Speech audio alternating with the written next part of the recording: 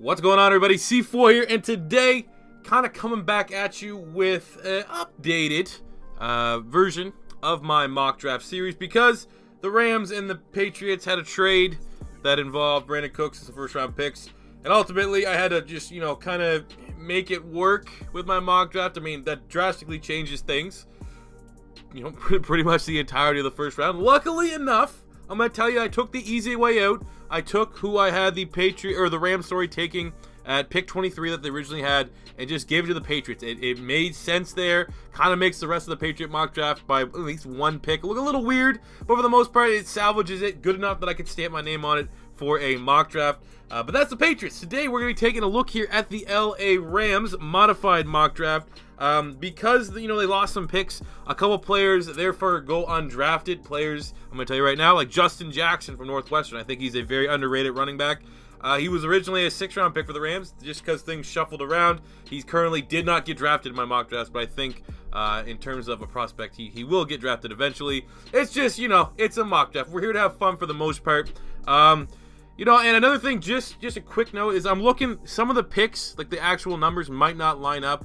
I think, I would say right now, it looks like maybe 97.5% of the picks, what they had was correct, because sometimes they change a little bit, and the lists that you use constantly are getting updated. There might be mistakes that I was using as my source, because I noticed that here, just going through the Rams, like 3 or 4 picks were all kind of off, so I think maybe that might have happened in other mock drafts.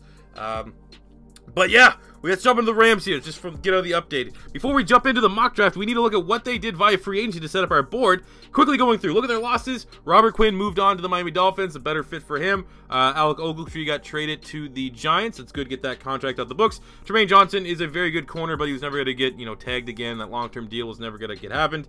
And same thing pretty much goes with Sammy Watkins, who went to the Kansas City Chiefs. They just can't afford him. And I think this is going to be an issue that the Rams are going to see going forward because look at what they brought in. They are going all in next season. Marcus Peters, LaMarcus Joyner on a tag, Aqib Talib, Sam Shields, Ndamukong Suh, Nickel Roby-Coleman, John Sullivan. I mean, the fact that they spent this much in free agency when they have so much over the next 2 years that they're going to have the budget for. Jared Goff, Todd Gurley, Marcus Peters. Good luck to them. I mean, I like the Rams. They're as a neutral, and it's any game that's not involving my Philadelphia Eagles. The Rams are a very exciting team to watch. Everyone knows I'm a big fan of Todd Gurley.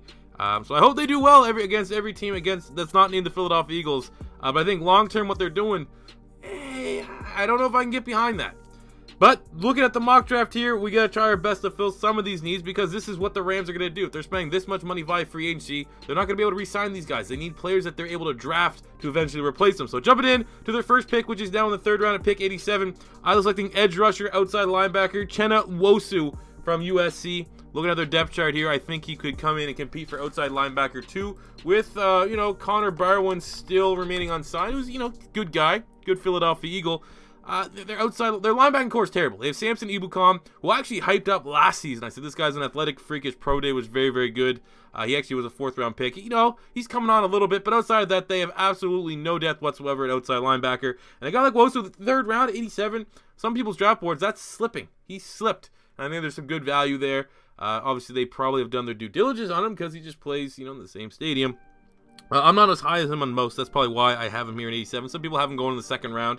I don't think I've ever seen him going in the 1st, but if he's sitting there at 87, I think that, the Rams have to go hard at the linebacking spot because that is that and offensive line are like their big 2 glaring weaknesses. So we're going to try to help him out, and Nwosu would be a great start to the draft. Going to the 4th round pick, 135, I was looking linebacker TEGRAY Scales from Indiana. I think he can come in and compete for inside linebacker 2. Right now you have Mark Barron and Bryce Hager. You got Ramik Wilson coming in from the Kansas City Chiefs. All those guys are going to battle it out.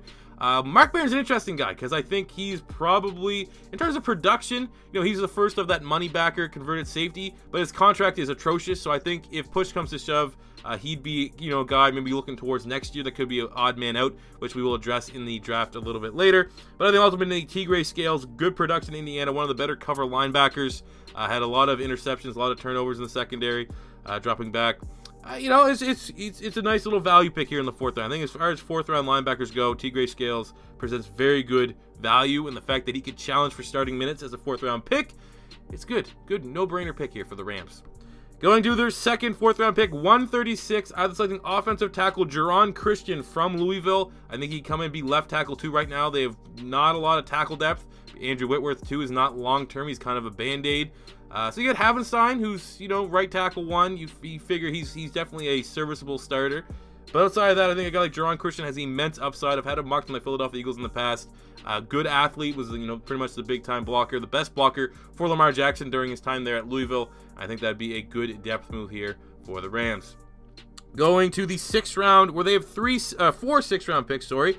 First up at 176, I have them selecting safety/linebacker Quinn Blanding from Virginia. I think ultimately he could be and fill that void that Mark Barron is going to have to, you know, you're going to lose Mark Barron. He has like a $7 million cap at something disgusting like that. Guy like Quinn Blanding is a safety, uber production at Virginia, but he's just not that athletic. He's not going to test well. I don't think he has the speed to play in the secondary, but in terms of his mechanics, IQ, getting after the football, it's very, very good, very, very high instinct. So I think looking at my draft board here, knowing that they still need to get more depth at linebacker, I think if ultimately you want to still have that hybrid type linebacker that's like Mark Barron to take over for him next year, I think a guy like Quinn Blanding could very well be worth the pick here. Going to their second 6th-round pick, 194, I'm selecting wide receiver DeOntay Burnett from USC. Again, another USC talent. I think ultimately come in wide receiver 4, wide receiver 5, Cooper Kupp, Robert Woods, Brandon Cooks. Now, I know you want to try to maybe extend Brandon Cooks. I still don't understand. They think that there's no salary cap. Did they salary cap turned off? But guy like DeOntay Burnett, productive at USC, was, you know, ultimately, I think you could say, Sam Darnold's go-to target. When you look at the back end there, you know, if things don't work out with Brandon Cooks and you think long-term you have Kupp and Woods, I mean, Tavon Austin, yeah, he's kind of your gimmicky offensive guy. But I think a guy like DeOntay Burnett in the 6th round, I mean, tape, it's as good as a wide receiver as Pharoh Cooper, as Josh Reynolds. You know, the fact that you get better value there, just add more depth to the wide receiver core here for the Rams. 6th round, again, you're trying to find guys that can crack the final 53. And I think a guy like DeOntay Burnett in the 6th round, 194, you know, worth a shot.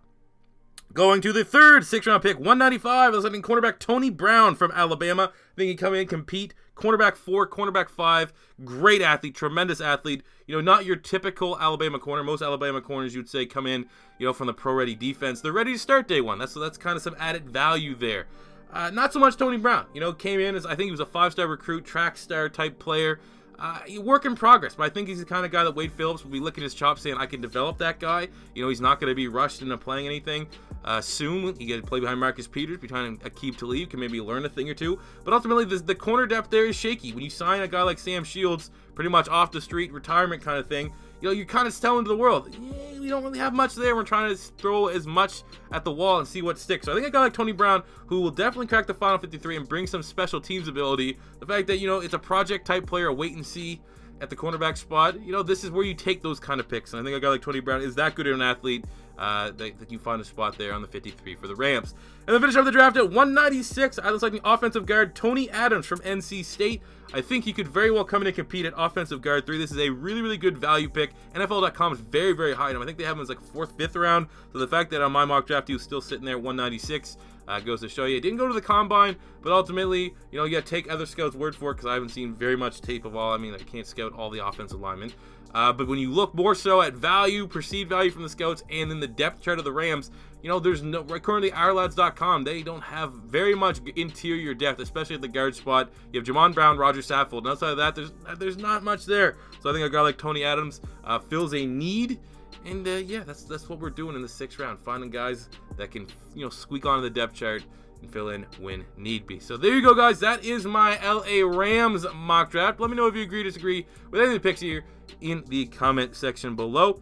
If you have your own Rams mock draft, you're a Rams fan, you're a diehard Rams fan, and you think your mock draft is better than my mock draft, you know, it's difficult now. It's difficult trying to take a team like the Rams who ultimately, man, the way that they're setting up their salary cap situation, they need those early round picks because those are going to be the guys that help with the roster turnover.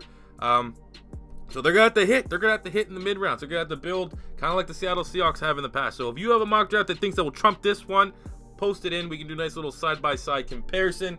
But that will do it for me today, guys. Thank you for watching. First time stopping by, don't be afraid to hit that subscribe button. And until next time, it's C4 saying peace out.